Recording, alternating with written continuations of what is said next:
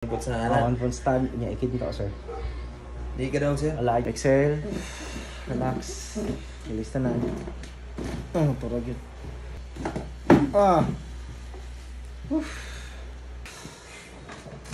Sabagyan. Release.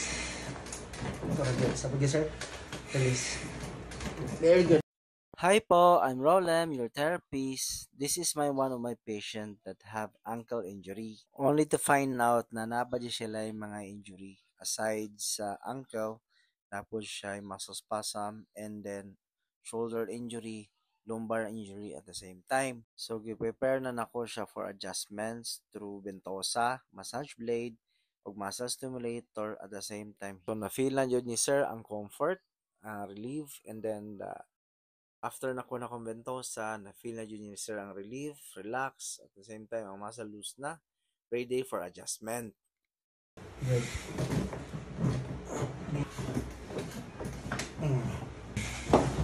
Okay. Ako kumantin na. Ada sir do kate.